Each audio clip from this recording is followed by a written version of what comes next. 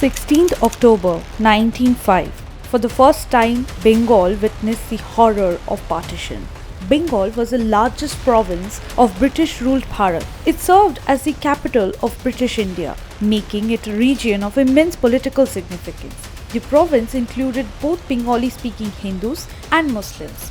From the Indigo Revolt of 1859 to the Pabna Revolt of 1870, Bengal witnessed a rising wave of nationalism that became indomitable. The spirit of resistance burned bright. Bengal did not fight the battle for freedom with the sword alone. It fought with the mighty pen as well. Bankim Chandra's Anandamath and the song Vande Mataram shook the very foundation of the British Raj, turning Bengal into the epicenter of India's awakening. The formation of the Anusilan Samiti in 1902 further intensified the movement. The British, threatened by Bengal's intellectual and revolutionary valor, sought to crush this nationalist spirit.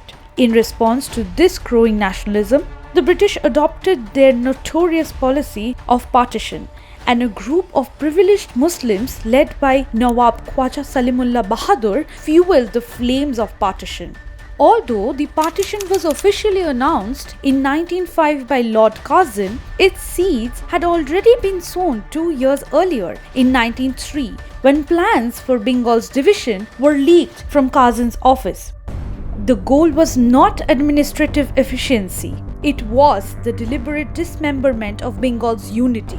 Both Hindu and Muslim communities initially opposed the idea of partition. Yet, over time, the lure of an independent Muslim majority province and the illusion of political advantage swayed many aristocratic Muslim families to support it. The campaign raised by these loyal elites in favor of division soon influenced the common Muslim population as well. They became loyalists of the British, lending their strength to a movement that would ultimately divide Bengal. The British plan worked perfectly. Bengal was torn apart. Terror spread across land, families were uprooted, and thousands lost their lives. Since then, India's diverse and secular identity began to fade, and Bengal woke to the grim reality of communal separation.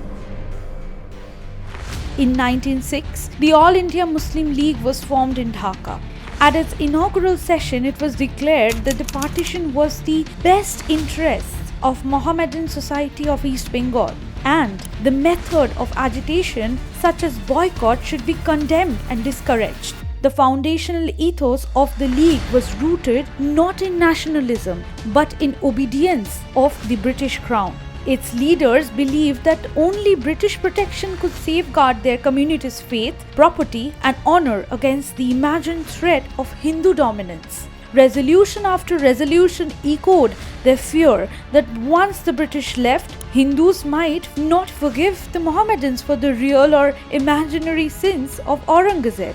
Thus, British rule was framed not as oppression but as protection, and partition was a means of survival. Since then, the scar of partition has remained deeply etched in Bengal's memory. For the first time, a province was divided purely on religious grounds, a wound that would never heal. And today, once again, blinded by the lust for power, the present government of Bengal seems to be playing a perilous game with the same flames of appeasement. From Murshidabad to Mothabari, from Maheshtola to Mominpur, the embers of violence and selective silence continue to burn. Each riot, each assault, each act of suppression stands as a grim reminder of how history repeats itself when leaders trade justice for vote banks for their political survival. Let not the fire once ignited by appeasement and division ever again engulf Bengal or turn it to ashes.